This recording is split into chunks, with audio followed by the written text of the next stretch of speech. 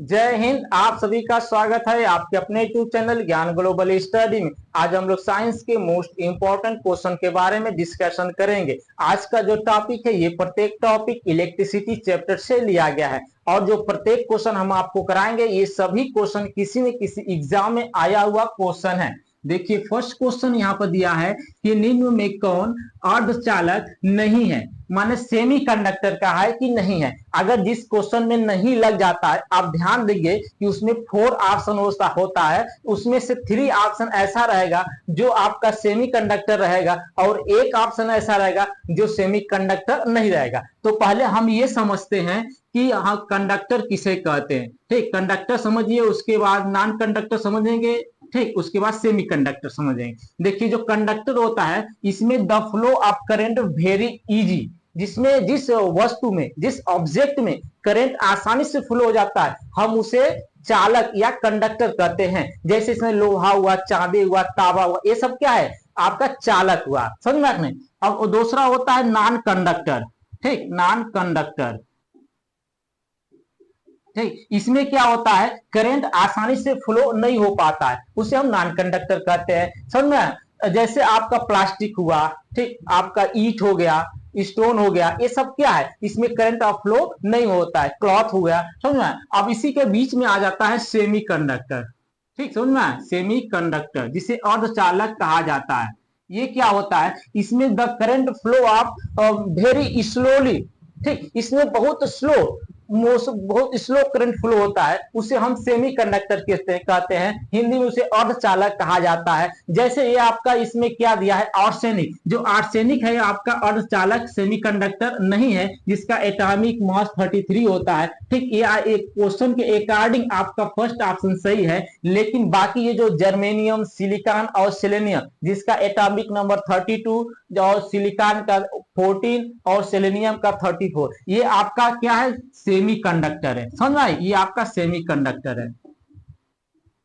समझ में, ये भी सेमी कंडक्टर, ये भी सेमी कंडक्टर। लेकिन ऑप्शन में क्या कहा है कि कौन सा नहीं है, तो आपका आर्सेनिक सेमी कंडक्टर नहीं है। बाकी ये 3 ऑप्शन जो है वो आपका सेमी कंडक्टर है। समझ में। बढ़ते हैं नेक्स्ट क्वेश्चन। नेक्स्ट क्वेश्चन दिया हुआ है यहाँ पर कि तांबा जिसे कॉपर कहा जाता है मुख्य रूप से विद्युत चालक के लिए प्रयोग किया जाता है, क्योंकि ठीक, क्योंकि इसका कहने का तात्पर्य है कि हम कॉपर का यूज किस लिए करते हैं। ठीक, तो वो होता है कि गलनांक अधिक होता है, इसके लिए नहीं करते हैं। ये सस्ता होता है, इसके लिए भी नहीं करते हैं। सस्ता कोई भी वस्तु है तो उसका यूज नहीं कर सकते हैं। ठीक, बहुत टिकाऊ होता है, ये भी नहीं है। रजिस्टेंस कम होता है, इसका रजिस्टेंस जिसे हम प्रतिरोध कहा जाता है, तो जो हमारा कापर होता है जिसे तांबा कहते हैं, इसका रजिस्टेंस कम होता है, जिस कारण से हम इसका प्रयोग करते हैं इलेक्ट्रिसिटी में। समझ में। रजिस्टेंस अगर कम होगा तो इसमें क्या होगा करंट आसानी से फ्लो होगा, हमारा करंट लॉस नहीं होगा। समझ। जैसे मान लीजिए कि यहाँ पर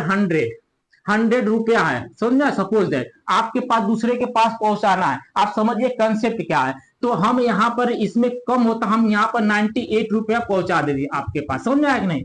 ठीक, अब अगर इसी जगह क्या होगा रेजिस्टेंस कम करने का तात्पर्य है कि हम जितने एम्पियर की धारा करंट यहाँ पर फ्लो कराते हैं लगभग उतना ही थोड़ा बहुत खाली लॉस होता है। समझना, उसी को बोल रहा है कि रेजिस्टेंस इसका कम होता है। अगर रेजिस्टेंस अगर अधिक हो जाएगा तो आप किसी को 100 रुपया देते हैं तो आपके पास मान लीजिए वो 70 रुपया ही पहुंचाता है। ये समझने के लिए मैं बता रहा हूं। अगर मान लीजिए कि 100 एम्पियर की धारा यहां से फ्लो करा रहा है तो आपके पास 70 एम्पियर की धारा जाएगा तो वो आपके यूज कम होगा। समझा है। अगर 100 एम्पियर की धारा आप फ्लो करा रहे हैं, आपके पास 98 पहुंच रहा है तो आपके पास ज्यादा ना पहुंच रहा, उसी को बोल रहा है कि रेजिस्टेंस कम होता है। रेजिस्टेंस जितना कम होगा आपका करंट उतना ही आसानी से जाएगा और उतना ही अधिक जाएगा। समझा। तो आपका फोर्थ ऑप्शन सही है। बढ़ते हैं नेक्स्ट क्वेश्चन। देखिए ये सभी क्वेश्चन किसी न किसी एग्जाम में आया हुआ क्वेश्चन है। यहाँ पर दिया है कि इलेक्ट्रिक करंट विद्युत धारा यूनिट कौन सा है। इलेक्ट्रिक करंट का यूनिट पूछा है, तो पहले आप समझ लीजिए कि केल्विन, केल्विन किसका होता है। केल्विन जो होता है वो टेम्परेचर होता है। समझा कि वो टेम्परेचर का होता है, जिसे हम तापमान कहते हैं। केल्विन हुआ डिग्री से इसे दिखाते हैं। ठीक, और डिग्री फ़ारेनहाइट होता है, एक होता है र्यूमर। और एक केल्विन, ये सब क्या चारों आपका तापमान का मात्रक है। केल्विन क्या है, या तो डिग्री सेल्सियस का है, या तो फ़ारेनहाइट का है, या तो र्यूमर का है। ये सब आपका टेम्परेचर तापमान का यूनिट होता है, समझ में नहीं। जो मोल होता है वो सब्सटेंस का होता है, समझ में, सब्सटेंस जिसे पदार्थ की मात्रा कहते हैं, ठीक, सब्सटेंस कहते हैं। जो कैंडिला होता है वो आपका लुमिनस इंटेंसिटी, जिसे ज्योति तीव्रता कहते हैं, समझ क्या, लुमिनस इंटेंसिटी,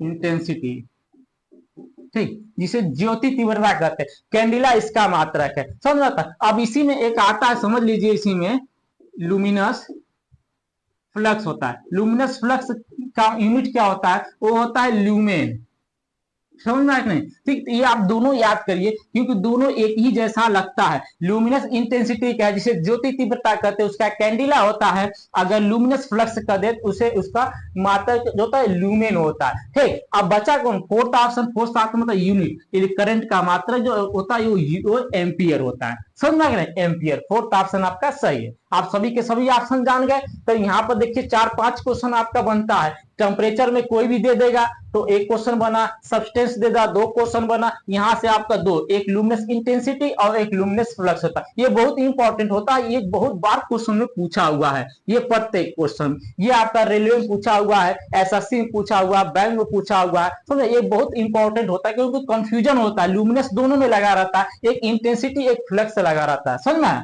ठीक। बढ़ते हैं, नेक्स्ट क्वेश्चन में दिया हुआ है कि आपस में जुड़ी दो आवेशित वस्तुओं के बीच विद्युत धारा प्रवाहित नहीं होता है यदि वे, इसमें कहने का तात्पर्य है कि यदि दो आपस में जुड़ा हुआ है, ठीक,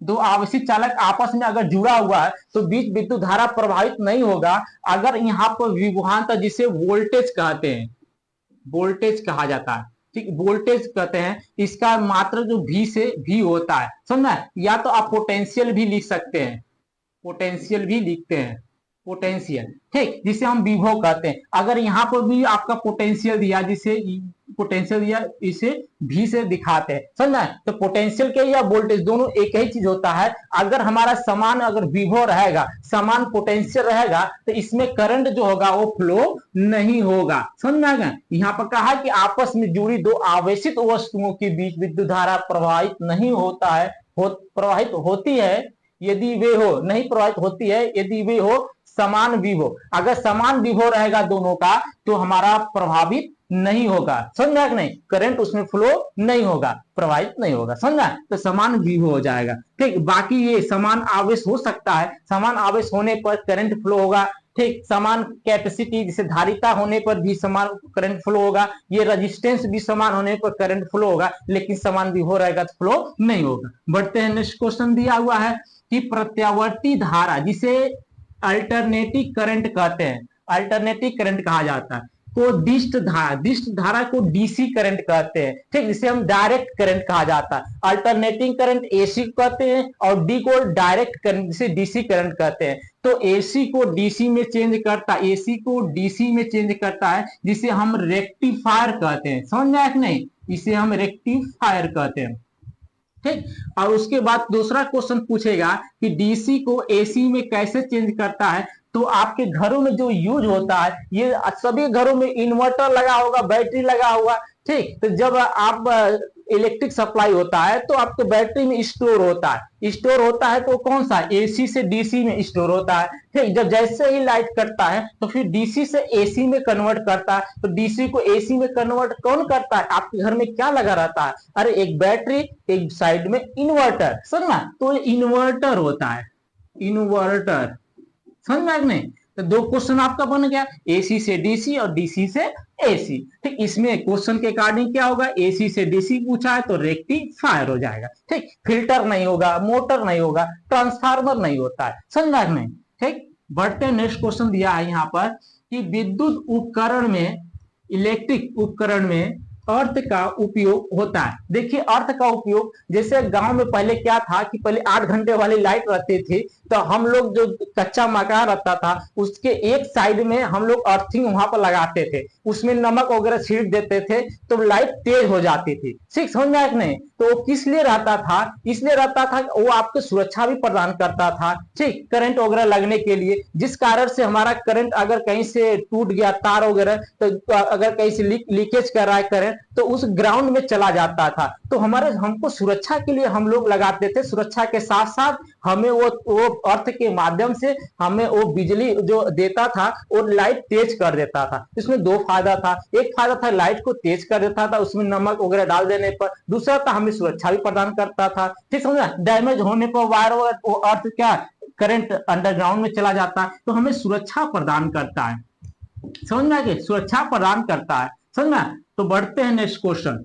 नेक्स्ट क्वेश्चन दिया है यहाँ पर कि आदर्श वोल्ट मीटर के प्रतिरोधिता, प्रतिरोध को रेजिस्टेंस कहा जाता है, ठीक, रेजिस्टेंस कितनी होती है? ये कहा गया है कि आदर्श वोल्ट मीटर जो होता है वो एक नापने वाला उपकरण होता है कि प्रतिरोधिता जिसे रेजिस्टेंस कहते हैं, जिसे रेजिस्टेंस क्या काम करता है? रेजिस्टेंस हमेशा करंट को रोकने का प्रयास करता है, समझना, एक बैरियर के रूप में कार्य करता है, वो हमेशा करंट को रोकने का प्रयास करता है, उसे रेजिस्टेंस कहा जाता है। तो जो इसकी रेजिस्टेंस होती है आदर्श वोल्ट मीटर की जो रेजिस्टेंस होती है वह अनलिमिटेड होता है, जिसे हम असीमित कहते हैं, समझ में? अनलिमिटेड होता है। तो ये शून्य नहीं होगा, मिनिमम नहीं होगा, मैक्सिमम नहीं होगा, समझा? तो हमारे इलेक्ट्रिसिटी में रेजिस्टेंस का होना भी जरूरी है। जैसे लाइट वगैरह जल रहा है, इलेक्ट्रिसिटी, तो उसमें रेजिस्टेंस नहीं रहेगा, वो लाइट को रोकेगा नहीं करंट को, तो हमें लाइट के रूप में दिखेगा नहीं, प्रकाश नहीं होगा। तो रेजिस्टेंस होना भी जरूरी है।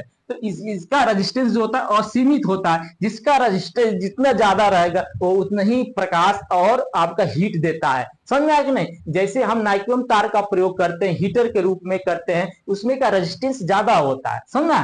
ठीक, बढ़ते हैं। नेक्स्ट क्वेश्चन दिया हुआ है कि रेजिस्टेंस का मात्रक होता है, what is the unit of resistance, ये बोला है क्या होता है। अब देखिए रेजिस्टेंस जो होता है ओम्स लॉ है कि हेनरी है, कूलम्स, एम्पियर होता है, ठीक। तो रेजिस्टेंस का मात्रक दो होता है। पहले यह समझ लीजिए कि ओम्स लॉ किसे कहते हैं। ओम्स लॉ जो होता है वह जब किसी सिरे पर विभवांतर उत्पन्न होता है और उसमें बहने वाली फ्लो ऑफ करंट के समानुपाती हो जाता है, ठीक, उस पर विभवांतर से यहां पर है, ठीक, इस पर उत्पन्न होता है विभवांतर जिसे वोल्टेज या पोटेंशियल जिसे V से दिखाते हैं, और इसमें करंट फ्लो होता है, ठीक, इसमें करंट जिसे हम I दिखाते हैं, ठीक, जो voltage is directly proportional to I हो जाता है, समझ में नहीं? तो इस V is equal to R ये हमारा कांस्टेंट होता है जिसे हम IR लिख देते हैं, इस प्रकार IR लिखते हैं अच्छा लगने के लिए। आप कैपिटल लिखिए या तो स्मॉल लिखिए, इसमें कोई फर्क नहीं पड़ता है, समझ में आया नहीं? तो वही यहाँ पूछा है कि रेजिस्टेंस का मात्रक क्या होता है। एक यहाँ से V बाई I कर देंगे तो हमारा रेजिस्टेंस का मात्रक हो जाएगा वोल्ट प्रति एम्पियर, ठीक, वोल्ट प्रति एम्पियर। एक मात्रक हमारा रेजिस्टेंस का ये हो गया, और दूसरा मात्रक जो होता है रेजिस्टेंस का मात्रक ओम होता है, समझ में आया नहीं? ओम के नियम से ही ओम होता है, समझना? इसका दो मात्रक है, एक मात्रक आप याद किए रहिए वोल्ट प्रति एम्पियर, दूसरा होता है ओम, ठीक। तो आपका यहाँ ऑप्शन 3, थर्ड ऑप्शन आपका सही है।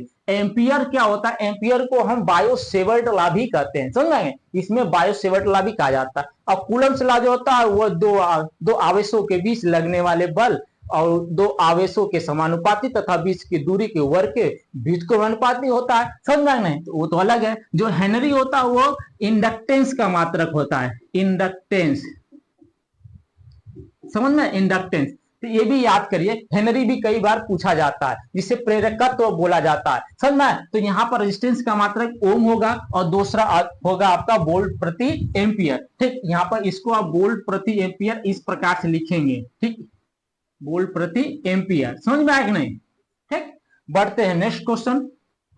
नेक्स्ट क्वेश्चन यहाँ पर दिया है कि घरों में पंखे लगे होते हैं। यहाँ पर घरों में पंखा ही नहीं, बाकी एसी, कूलर, फ्रिज, जितना भी आपका वायरिंग वगैरह सब होता है घरों में, वो किस सीरीज में होता है? एक होता है सीरीज, एक होता है पैरेलल, दो होता है। तो जो सीरीज होता है आप पहले सीरीज समझ लीजिए, जिसे श्रेणी क्रम कहा जाता है। श्रेणी क्रम वही होता है जैसे यहां से गया ऐड हो गया, ठीक, यहां से गया ऐसे, यहां से ऐड हो गया, फिर यहां से गया, यहां से ऐड हो गया, यहाँ ऐड हो गया। ठीक, यहाँ पर देखिए मान लीजिए कि इसका ये R1 है, R2 है, ये R3 है, R4 है, यही आप R का R4 है। तो यहाँ पर क्या एक सीरीज में हो गया। तो यहाँ से अटैच हुआ इसका, ठीक, हेड टेल, यहाँ से अटैच हुआ इसका, यहाँ फिर यहाँ इस प्रकार, इसको हम सीरीज कहते हैं। और जो पैरेलल होता है वो इस प्रकार से होता है, पैरेलल, समझ में आया नहीं, पैरेलल इस प्रकार से होता है। जो पैरेलल होता है उसमें उसमें कंडीशन होता है कि जो सीरीज में होता है, जैसे मान लीजिए कि यहाँ पर बल्ब आपने लगाया 20 वाट का, समझ में, यहाँ पर बल्ब आपने लगाया 20 वाट का, समझ में, ठीक, बल्ब, और यहाँ पर लगा दिया आपका 50 वाट का बल्ब, समझ में आया नहीं। मान लीजिए यहाँ पर एसी चल रहा है, कुछ भी लगा दिए हैं कि 1000 वाट का, 1000 वाट का, समझ में, यहाँ एसी वगैरह लगा दिए कुछ भी, एसी, ठीक। तो मान लीजिए यहां से अगर आप 100 एम्पियर की धारा प्रवाहित करते हैं, समझ में आए, तो यहां से जब जाएगा तो ये भी 100 एम्पियर ही लेगा, तो 100 एम्पियर लेगा तो ये आपका 20 वाट ही लेगा, ठीक। तो ये क्या होगा, ये ब्लास्ट हो जाएगा, फट जाएगा, समझ में, टूट जाएगा, ये आपको ये भी टूट जाएगा, क्योंकि इसकी कैपेसिटी 50 एम्पियर की 50 वाट की है, लेकिन आप यहां से भेज रहे हैं 100 वाट का, समझ में, 100 वाट का आप भेज रहे हैं, ठीक, 100 वाट का भेज रहे हैं, तो आपको यहाँ पर दिक्कत हो जाएगा। अब देखिए इसको यहाँ पर 1000 की जरूरत है, तो यहाँ पर आप 100 वाट भेज रहे हैं, तो ये भी क्या कम हो गया। तो कहने का तात्पर्य है कि जो सीरीज में लगा रहता है उसमें इक्वल करंट फ्लो होता है, जिस कारण से लॉस ज्यादा होता है, समझ, जिसको जरूरत है 20 वाट का उसको 50 वाट मिलता है, तो वो ब्लास्ट हो जाता है, जल जाता है, समझ नहीं। तो अब इसमें क्या है, पैरेलल में ये पैरेलल होता है, ठीक, पैरेलल होता है, वो इस प्रकार से लगा रहता है, समझ में नहीं, इस प्रकार से लगा रहता है, ठीक। पैरेलल में क्या हो जाता है कि यहां पर जैसे हम मान लीजिए कि 20 वाट का भेजें, ठीक, यहां से